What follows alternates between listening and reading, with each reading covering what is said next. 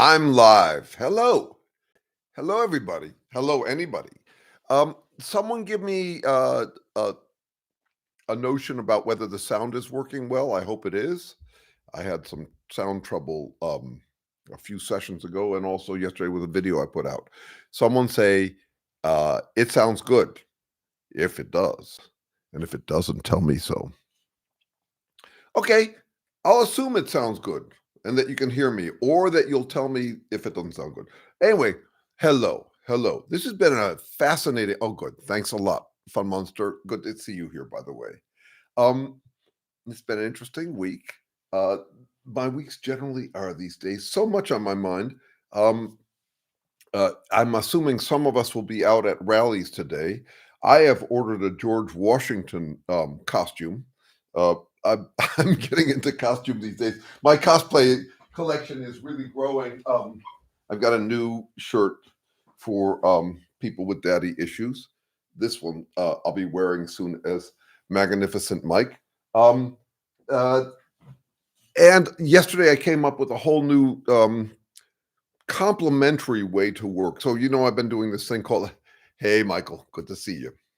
I've been doing this thing called Magnificent Mike, where I play out what I actually think is going on in Trumpist. So I'm like a naively disarmed Trumpist, but I'm also just yesterday I started a new series of 3-minute videos on how to get ahead from way behind. We're way behind in the Trump in dealing with MAGA or the authoritarian fad that is growing in our country and may take us down. It's at a really rapid clip. I mean, when you think about the difference between the state of authoritarianism in the United States today. Hello, Shirley. Good to see you.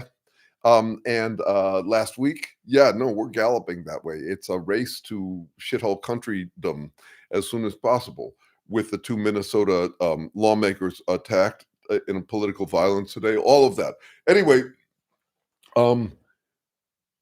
the George Washington. So I'm doing this new series, which it's the same stuff I've been working for a while, but it's this thing where I'm suggesting that we get over this appetite we have to gloat about how they're wrong proves that we're right, and start to just study humankind a little bit more neutrally, stripping off the virtue signaling, the vice signaling that we do, all the lifestyle brand, sort of stuff, liberal versus conservative, not or versus Trumpist, not because we should be compassionate for them. No, it's not about that. It's actually to be more sophisticated thugs with the Trumpists. We need to understand what's going on with them.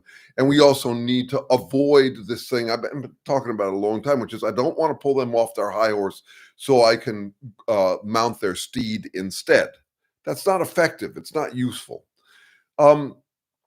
So what the George Washington costume, obviously these guys play patriot a lot. And yet when you think about George Washington and no kings, it kind of stands to reason. So I don't know if it'll fit me, and I don't know how I'll look on a Jewish guy with the beard. But anyway, I have it coming. It's a cheap one. It's $45 from Amazon. And maybe it's time we start wearing founding father uniforms, even though they were slaveholders and apparently didn't create a more perfect union because of something fundamental about humans. So, okay, all right. Hello, Memphis Pally. By the way, I'm talking because I don't, because no one's given me anything to work with yet. So let me just say this about what we do here and what we can do. I talk about the things that I've been thinking about in the week since I saw you guys last, and but you've been thinking too. So good, Oblivion. I'm glad. We'll see how it looks on me.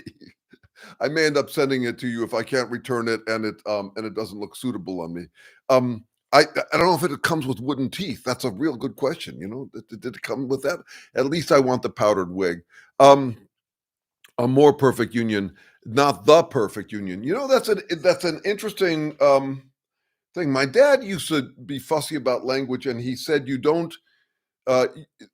you can't talk about more unique or less unique because unique is a superlative, is an absolute.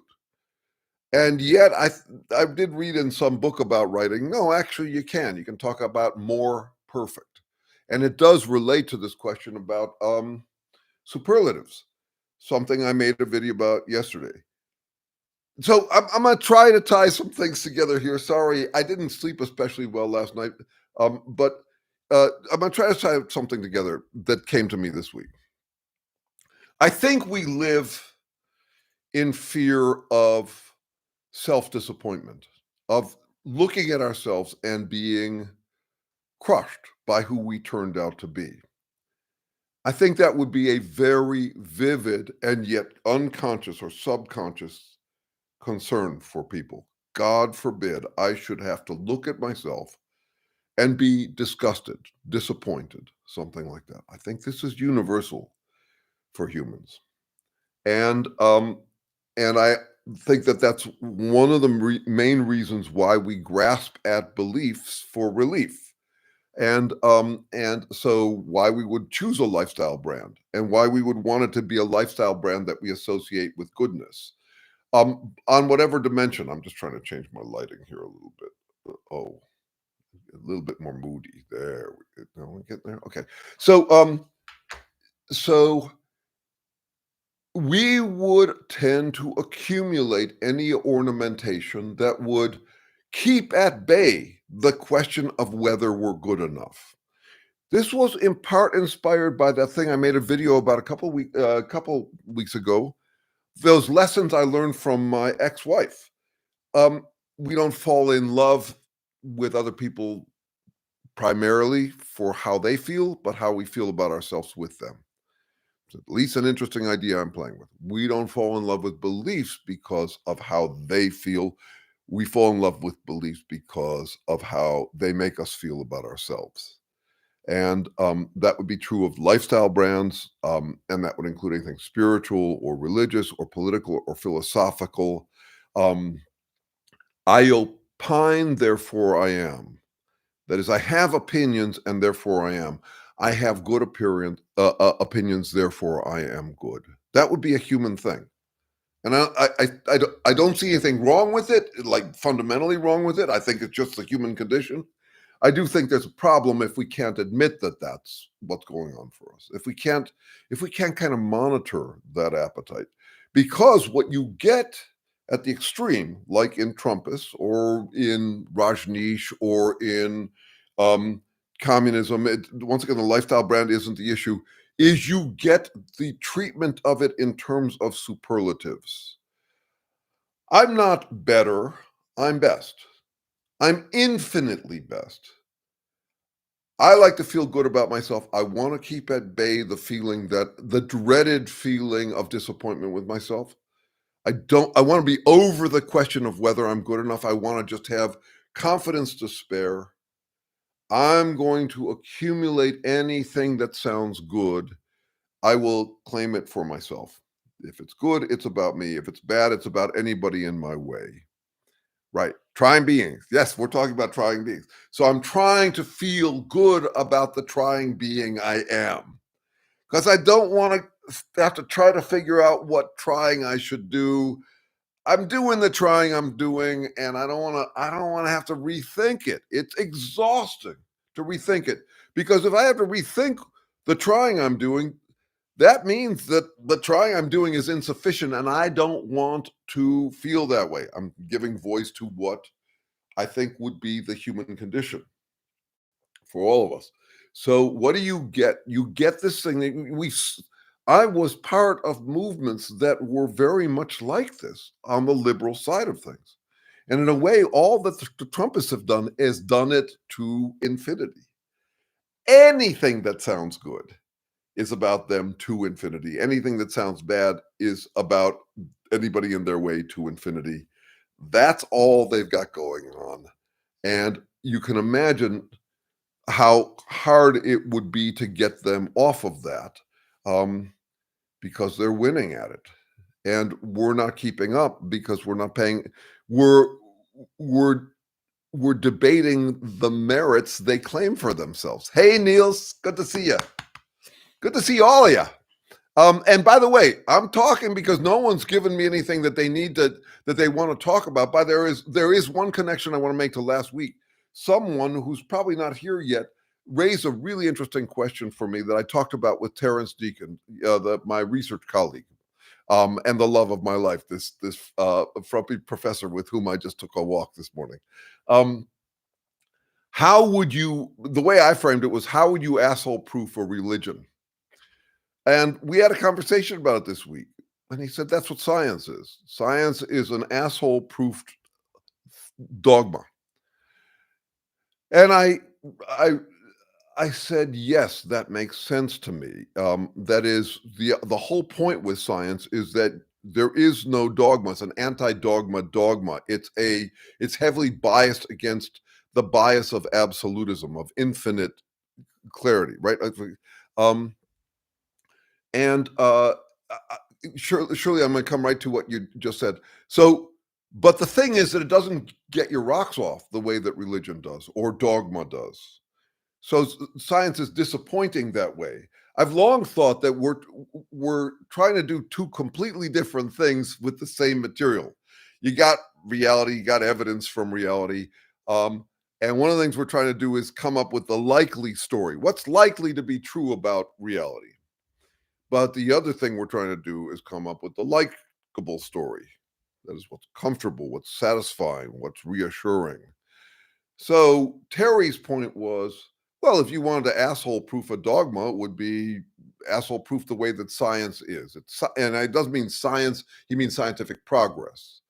And my point back to him is, yeah, that's right. But that doesn't actually get our rocks off the way that the feeling of infinite goodness does.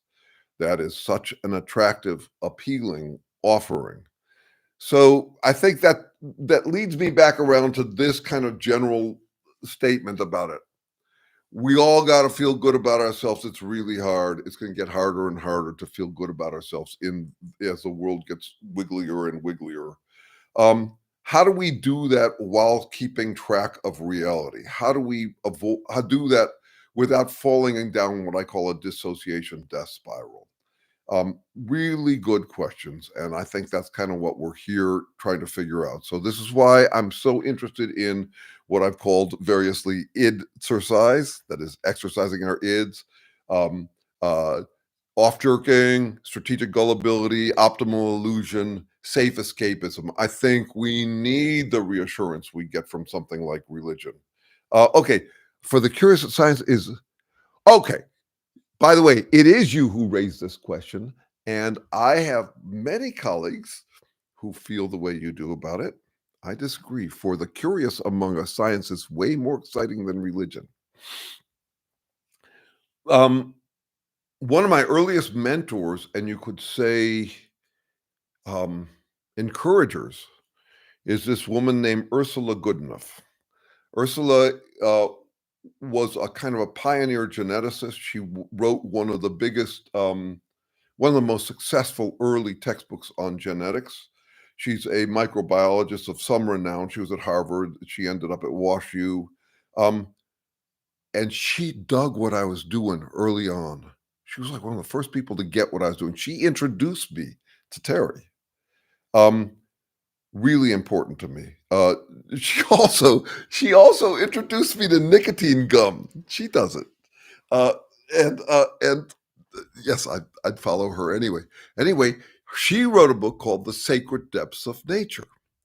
And it was very much along the lines of what you're talking about here. We've written a little bit together. She's very enthusiastic about the aesthetic pleasures of science. And what I can say is, for me, I'm right there with you, darling.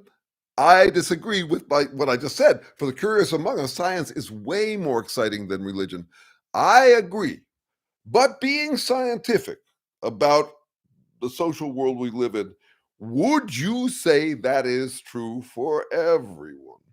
I don't think scientifically it is. And I want to face that because I want to be realistic.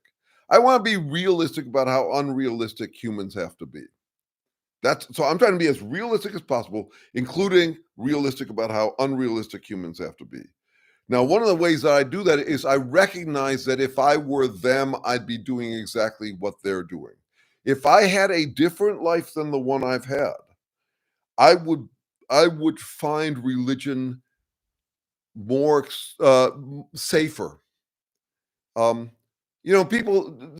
I do a lot of work on doubt. My first book was called "Doubt: A User's Guide." Um, it didn't get published as that. It became published. I ended up self-publishing to put myself out of the misery about it. It's a book called "Negotiate with Yourself and Win: Doubt Management for People Who Can Hear Themselves Think."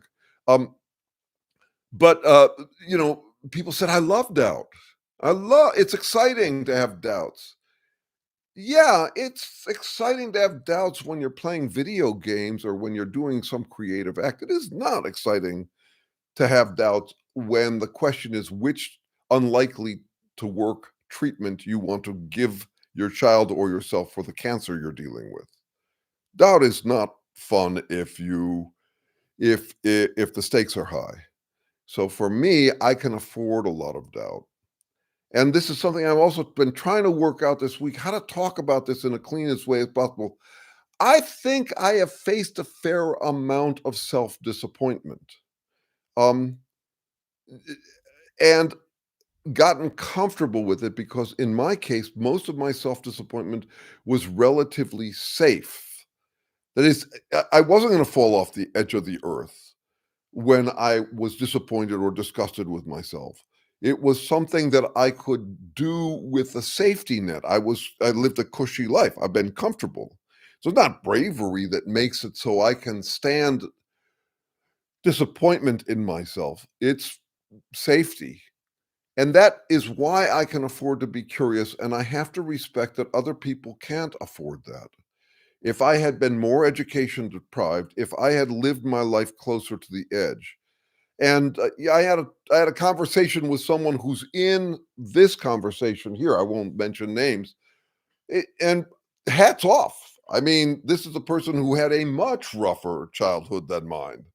Um, yeah, I can only imagine. I'm trying to imagine as carefully as possible what it's like for other people, and I guess what I could say is I've always had a problem with I have no problem with the desperate, um, indulging in delusion. I mean, I have a problem with it in that it could kill us all. But what I have trouble with is people who are living cushy lives and falling deeper into delusion. So after reading the book The Plague by Camus this week, I had an amazing week for walks in the redwoods. I got totally addicted to walks in the redwoods around here. Boy, are they gorgeous. I did it on my birthday. I did it 3 times this week, long walks in the redwoods. And then after reading that book, I went to a new book, which I strongly recommend. And if everybody wants it, email me and I'll send you an audio version of it.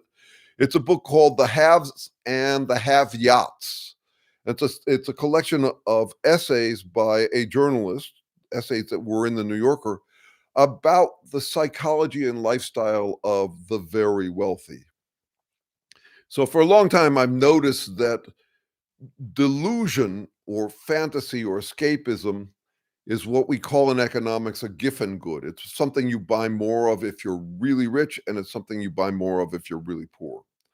And so, I mean, I think I put out a video this week with something that was the longest bumper sticker I came up with early on, which is democracies die when leaders so powerful they don't have to doubt lead people so anxious they can't afford to.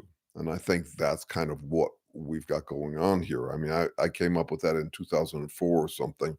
Um, and it does feel kind of true. So here's what I want to suggest actually.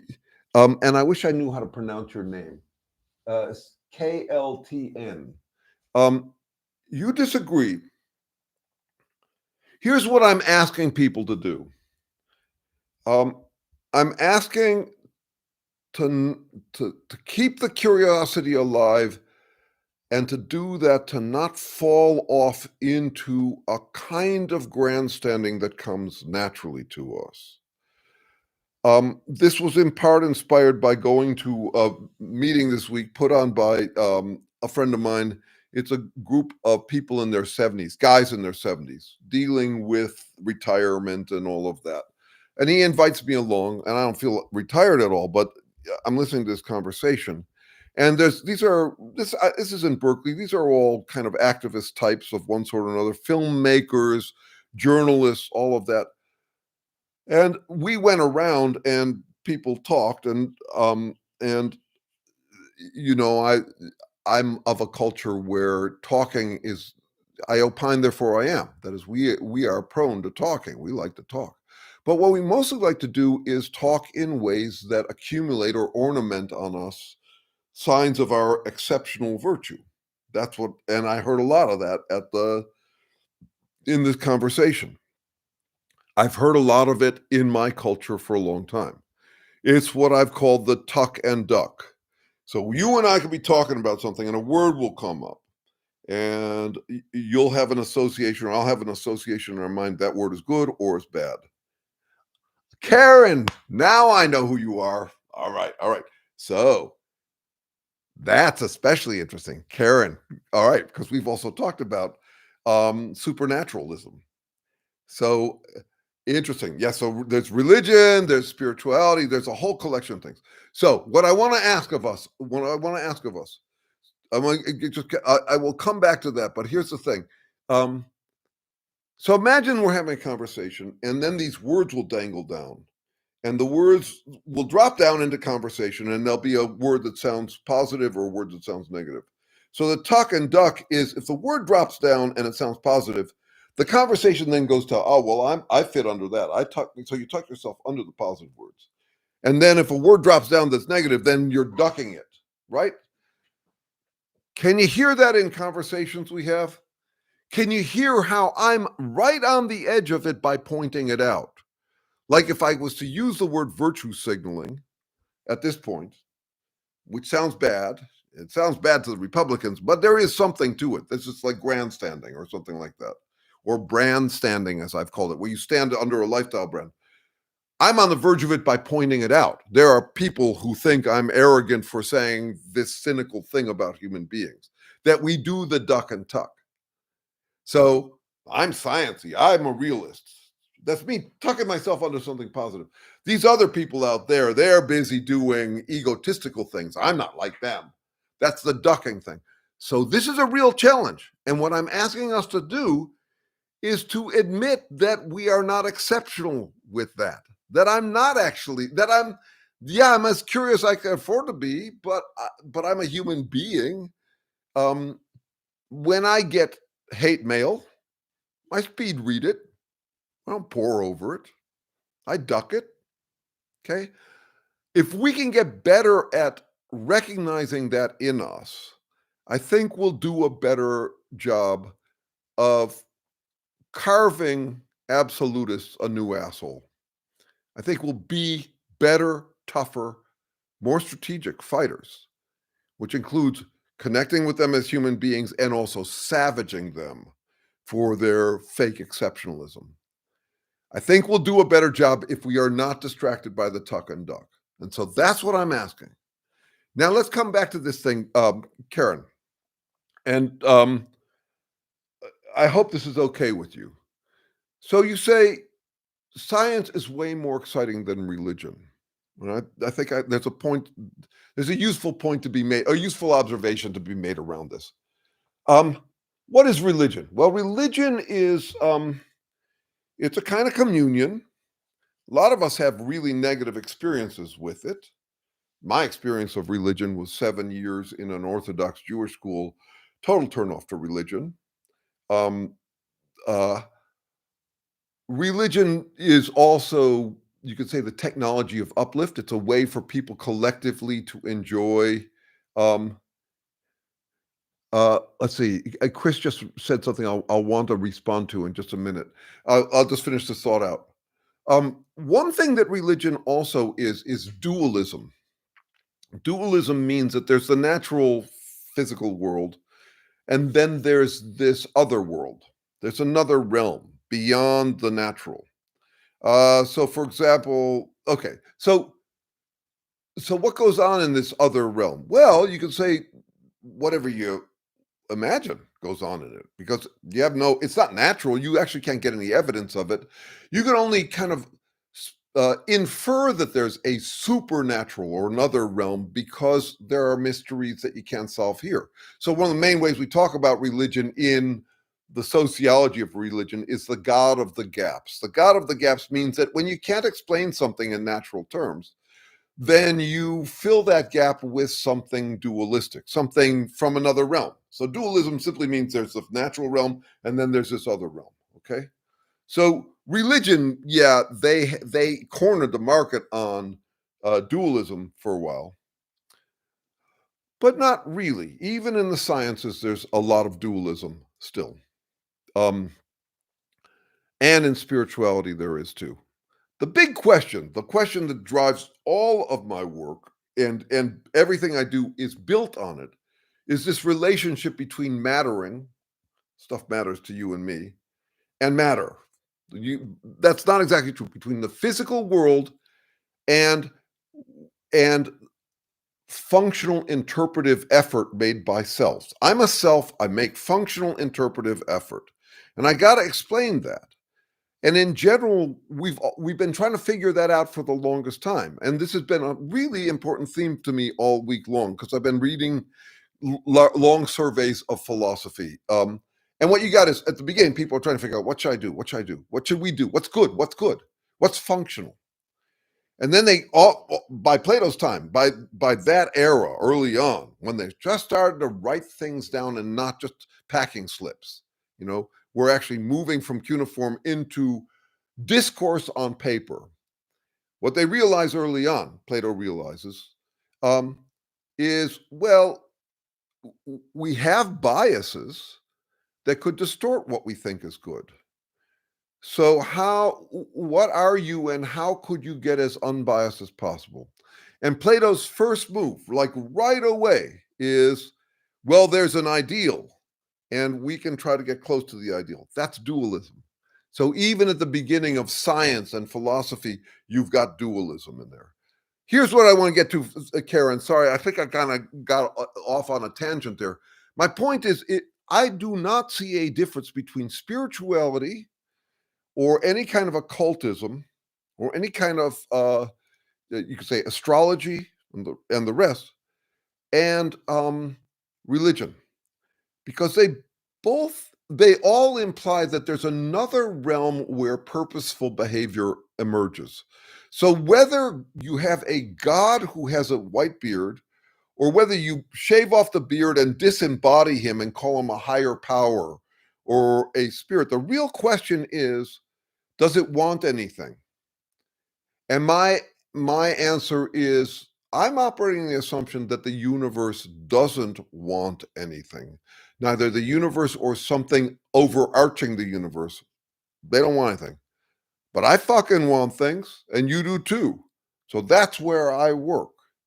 And that's where my curiosity is in science. And that's also why I don't allow myself to tap out into dualism. I don't get to say, well, there's another realm that explains this stuff. I don't get to use the dualism of the gaps. Okay, so that's an interesting whole conversation. Now, if I lived a different kind of life and I had the burden of explaining things that were uncomfortable to me, I could easily imagine that I would go to God's will or what the higher power needs or the universe trying to teach me something. I could certainly see doing that. I wouldn't put it past me. I'm just saying in my life, that's not what I do. I don't have to do it. And I do find science more curious. And I'm about to go. I was just invited, I'm pleased to report, all expense paid trip to Vienna for a conference on origins of life with some of the biggest luminaries out there on that question. It's going to be fabulous. That's I think it's next week or the week after. All expense paid. It's fabulous. And I love that conversation. And I'll be dealing with some dualists there. And Terry and I are both going, and it's going to be really interesting. It's going to be lots of fun. Okay, let's see where I was.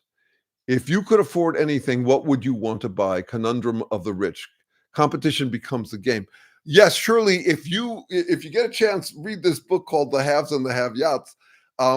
The conspicuous consumption is all they've got.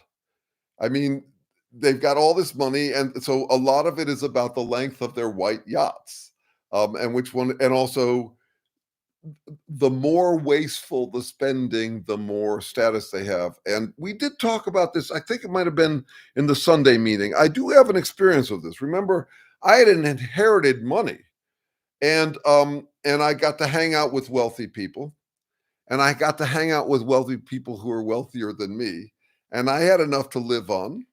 I was giving a lot of it away. I think also in part as a status symbol, as a way to feel good about myself. That is, I don't think I was that strategic about it. I think a lot of it was about making myself feel less at risk of being a horrible person, more safe, more confident.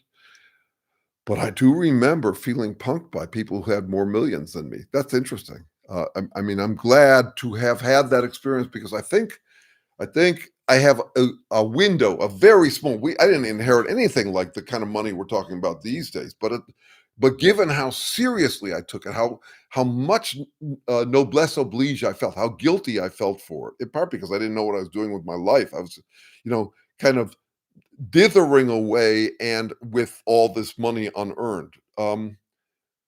I have a sense of what's going on with the rich that might be harder to understand otherwise. Um, Lost your video? Surely, I don't know. Tell me if there's a problem with the signal here. I think we're okay, but let me know. Okay. Let's see. I think ego affects us all, but when your life mostly consists of ego, that's a problem. Right. So, Chris Farley, I'm with you there. And the question then becomes, how would you know? So, where do you draw the line on greed? Everybody needs to save for a rainy day. I don't begrudge someone saving for a rainy day, but there is an excess. So, where does one draw the line? Those become really interesting questions to me.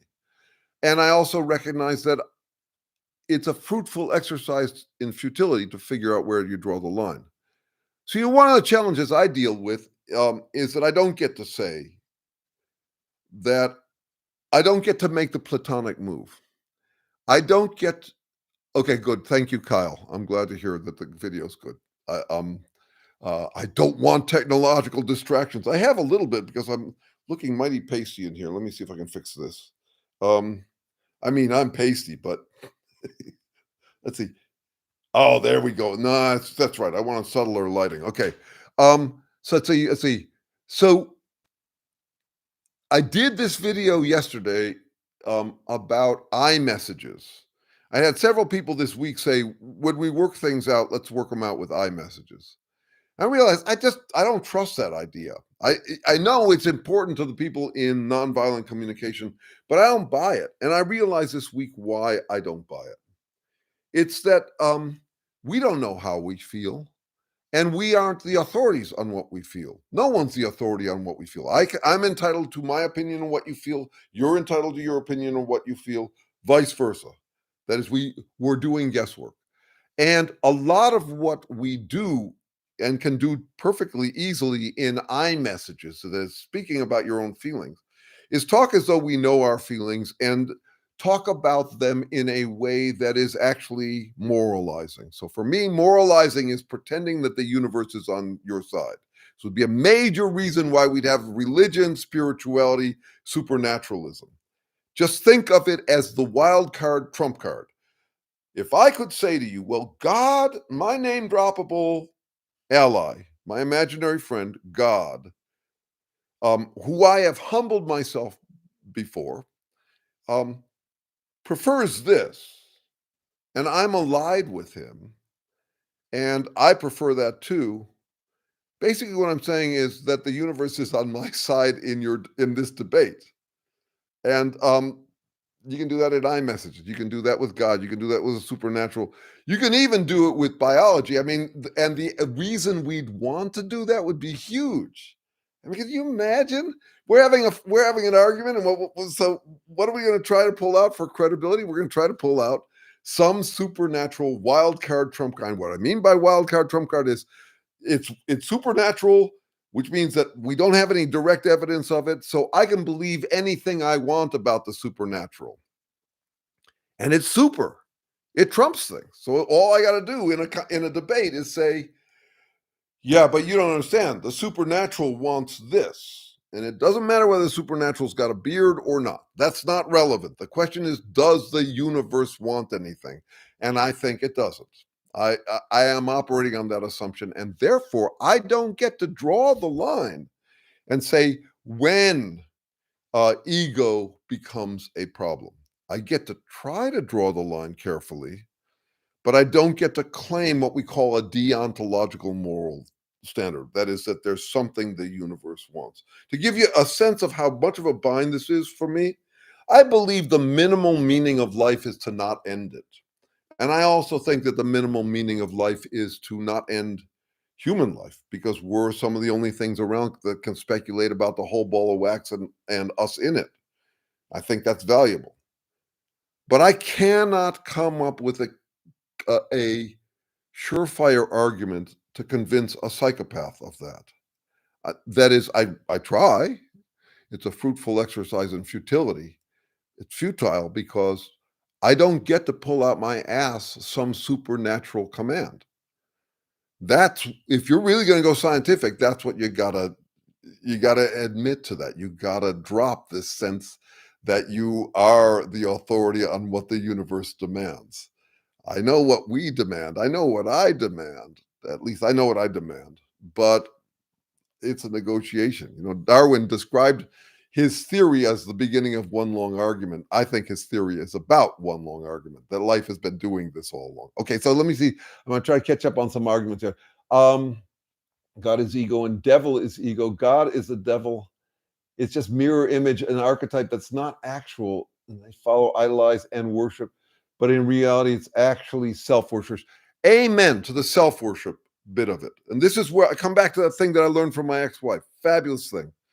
That is, to me, all hope, all romance, all optimism is self-worship.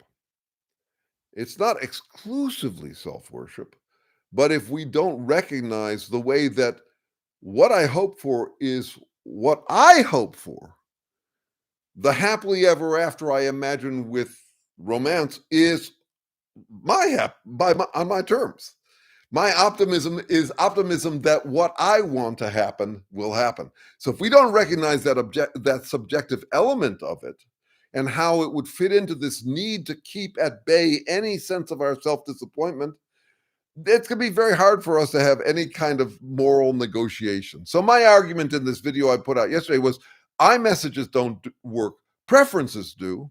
If we negotiate over preferences, if we demoralize, that is, strip off the moralizing, the universe is on my side of things, and simply say, I prefer this, that's going to make for cleaner debates. Something like that is what I'm banking on. Okay. We are the gods, we are the devils. Okay, I get that. Okay, so now Niels, let's see. I won a couple of games early in life. I think this could be part of the reason I can afford to be curious. In other words, I now know that I can win if I want. I don't want to admit it though. Good. Niels, I think that relates to what I'm talking about. People will sometimes say, wow, Jeremy, you're so brave to say the things you say. I am not. I'm safe. That's why. I'm not. I mean, I can afford to be fallible in public because I don't need my reputation to keep food on the table. Now, there is a kind of, there has always been room for a hero who does well by being themselves. Think about punk rockers or rappers I mean, they have been there throughout history. These are people, Trump is a classic example of this. You get to be yourself and you get to be successful. So one can take a bid at that. There's a lot of irreverent influencers, who are trying to do that. They look brave because they say these things, but they end up being kind of safe because they gain status from it. It's complicated, but I would say that in my case, um, my successes as an influencer, very modest, you know, um, but I can afford to do this because I'm no longer carrying a family. I'm no longer worried about how I will keep food on the table. I don't have a reputation I have to manage, and I think that it ends up pissing some people off. There've been several people lately, um, who've gotten pissed at my mouthiness, and I can understand that. If you are constrained by a more domesticated life, domesticated meaning that you are dependent on being supported by things that you have to keep, by people who you have to keep pleased with you. You know, yeah, I was talking to someone yesterday who was in this bind. I mean, that they knew they could see right through their boss. Yeah, that's actually a PhD student friend of mine. Um, doesn't agree with the boss, thinks the boss is over over exploiting their power. So a boss does get to decide what you do and don't do, but they're not really in a position to tell you what's true and what's not true, but they'll often act like that. But if you're stuck with a boss like that, and that's the only way you can keep food on the table, you're not going to be able to be brave. So Niels, you're not going to be able to be mouthy, right? So I just have to acknowledge that about my situation. Okay, let's see what we got here. Fun Monster. The amount of money you need depends on the cost of what you want to do. I agree. And a couple of years ago, I scared myself, realizing that I didn't have as much money as I thought I did, and that I was riding on the identity of having enough money. Um, and then I realized actually all my years on the commune living on beans worked just fine for me. I don't need to travel much. I don't have big expenses. So that's also part of it. There's fuck you money, but there's also, you could say, fuck you austerity. That's or fuck you modesty, where you're free to be yourself because you don't have heavy carrying costs. Um, Oh, yes. Okay. Jeff Taney checked out because he's going to the No Kings rally. I'm going to be going to No Kings rally too. In fact, I think what we're going to do is I'm going to keep this one short. We're going to keep it. I'll be done in 20 minutes for those of us who are thinking heading out to a rally. In the meantime, does anybody have anything else they want to talk about? I will remind you, station identification, that if you send me the email, we could have this conversation where you get to talk and don't just text at me. Um, I like that format. Um, so email me about that if you want. You all have my email address, I think. I'll put it here anyway. And then also email me if you want a copy of that book, uh, The Haves and Have-Yots. Um, yeah, it's good stuff.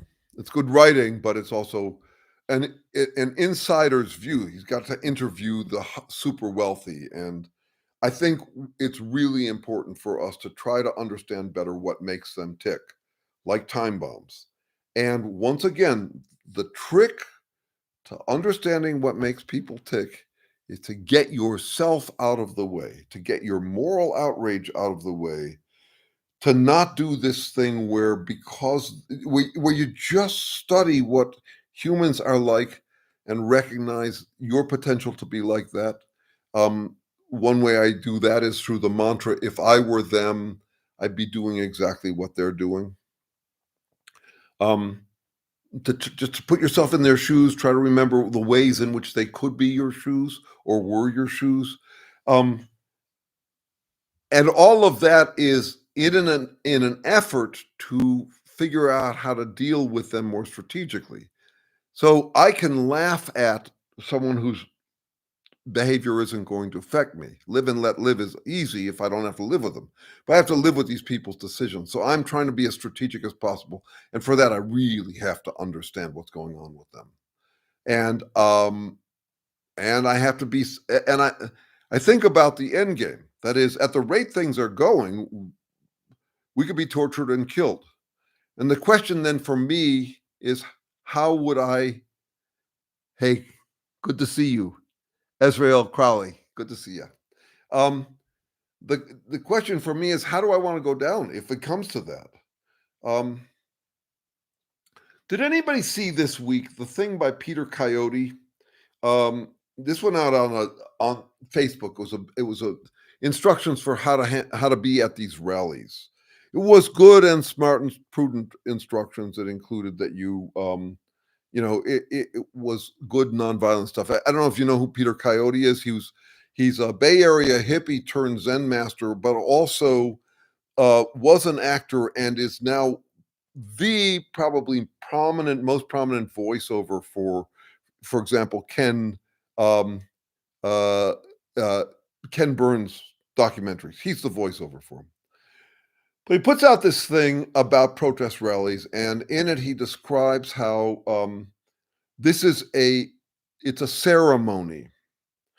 And he says, you don't invite people into a ceremony by shouting at them.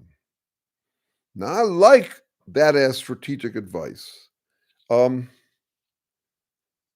Yes, but I question it. So he's implying a natural law that is, if you shout at someone, you won't win. You won't win them over.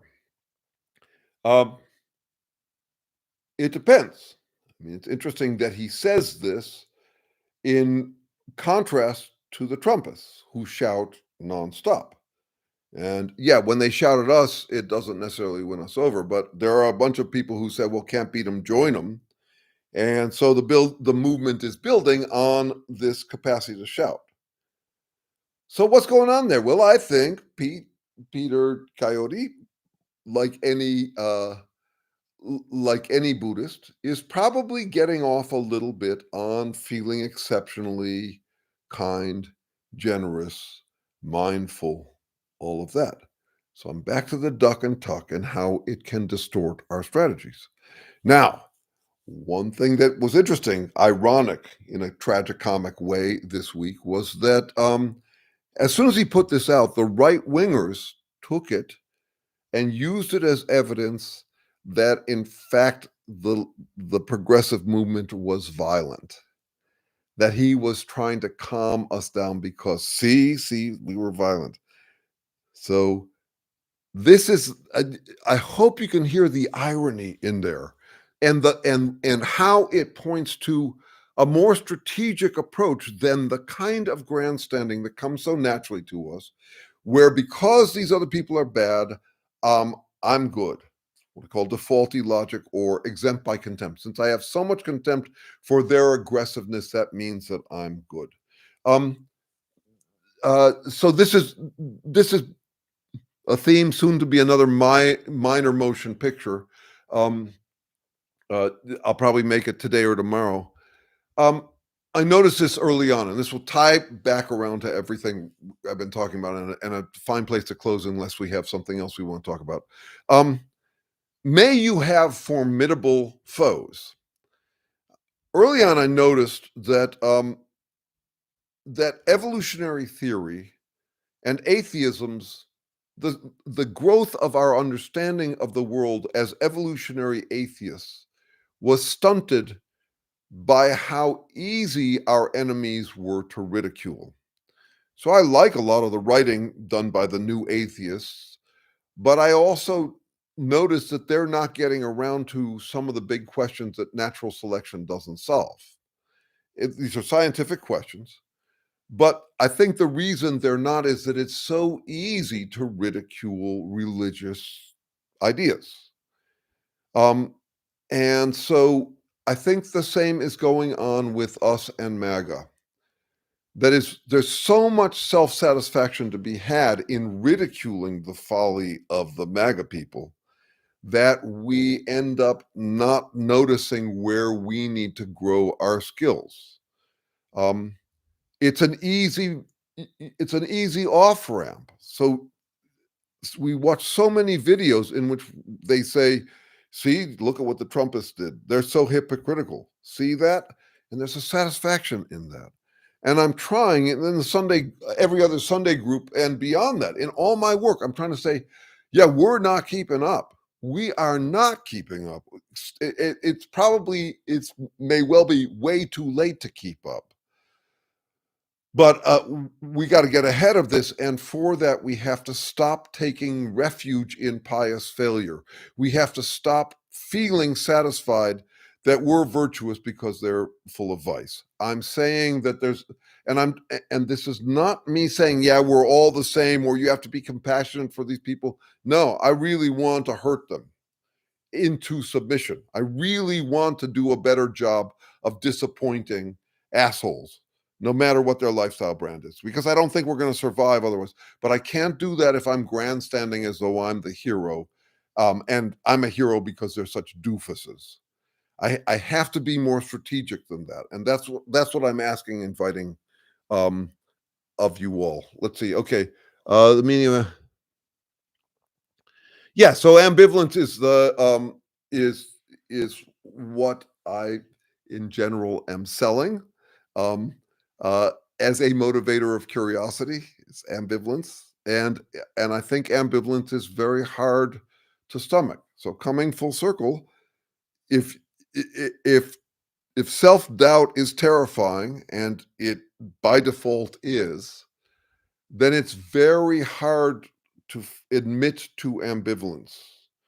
We're more likely to become hypocritical than admit to ambivalence. So for years, I've been noticing I can listen all day to someone who can admit to their ambivalence and is weighing the pros and cons.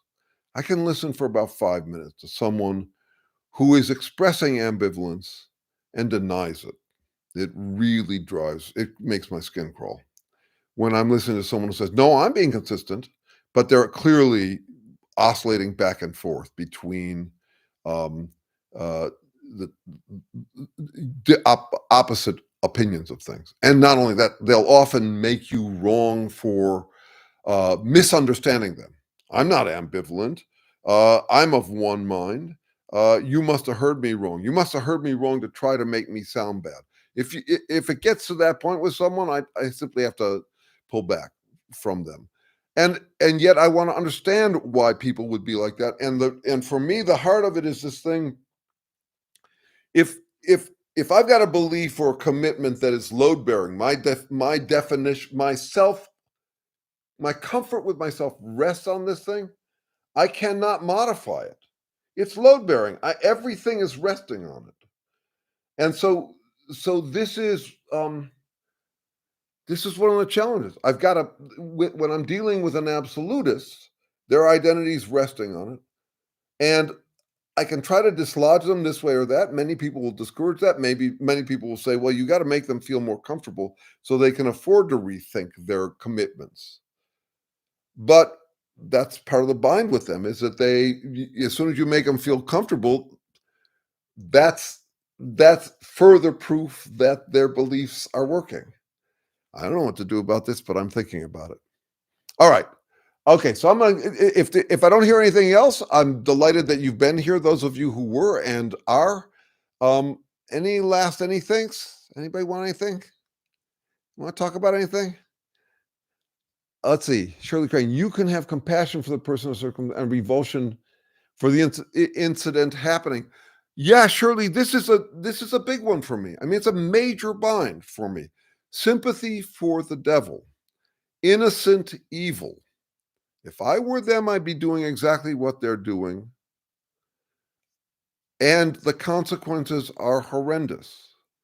And so I can have revulsion, but I also want to be strategic about it. And I want to stop the bad behavior by my standards, knowing that they're my standards, knowing that I'm not crusading on behalf of God or a higher power, that this is my effort, my best guesses at what would be helpful rather than harmful, and that they're guesses about which I have to feel ambivalence. One of the reasons I lost sleep last night was that I recently, someone who was very load bearing in my life, made very clear this week that he really doesn't respect or like me or think that what I have to say is of quality. He thinks I'm an egomaniac. So This is part of what I have to deal with. If I don't want to be an asshole, I have to expect some anxiety. I'm going to lose a few hours sleep thinking about that opinion. It's not news to me. I've pre-grieved that stuff. It's not like perish the thought that I'm an asshole or that I'm a fool. Like perish it, God forbid anybody should think that about me because I'm so exceptional that moi have natural human potential. That impossible. In fact, I take a taste of that from this other person. I don't. It's one of the ways they've lost credibility with me is that um, they talk like that. Like perish the thought that I would have any of these natural human responses.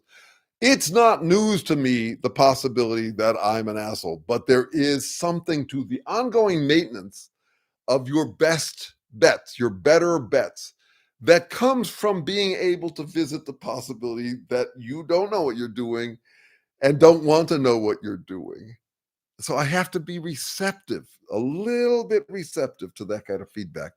I keep my own counsel on whose counsel I keep. There are plenty of people whose counsel they can go fuck themselves, as far as I'm concerned. I mean, I wish them well elsewhere. But at the same time, this whole question of uh, you got to keep on checking yourself or you'll wreck yourself. Okay, I'm addicted to the kicks of curiosity, but I get hangovers of feeling that of self doubt. It's worth it. It's worth it. Yeah, I feel like it's worth it for me too. But then again, I can afford it, and I think Nils, you can too, and that's wonderful. We're lucky that we can afford it. Hey, what's the first card in the tarot? The Fool. Everyone has a degree of folly in their outgoings. That's right. And what you could say I'm doing is studying the follies of humankind. I will end with this because it's so beautiful. It's from a guy named Piet Hein, who was very important to the Danish resistance to Nazism. And he was Niels Bohr's sidekick, and he was a mathematician and a furniture maker and a puzzle maker. His name Piet Hein, and he wrote this wonderful couplet that is kind of my watchword, so much so that it's in the banner on my YouTube site. Uh, Philosophers find their true perfection, knowing the follies of humankind by introspection. So that's really what this study is about. It's trying to know better and better the follies of humankind by introspection. I wouldn't put it past me. I wouldn't put it past me. What others do, I do. Nothing human is foreign to me. No matter how hard I chase the truth, it will never catch me. That kind of thing, that kind of ironic way of dealing with ambivalence, which I find so much richer than the hypocritical way of dealing with ambivalence. Okay. I'll be back next week. Go out and rally. If I get, I'll post a picture of me as George Washington, with or without wooden teeth, if the costume comes in time. I will see you guys next time if you're here, and thank you for being here. Um, that anybody finds me interesting is good enough reason for me to. If I'm good for something or someone, then apparently I'm not good for nothing. See you guys.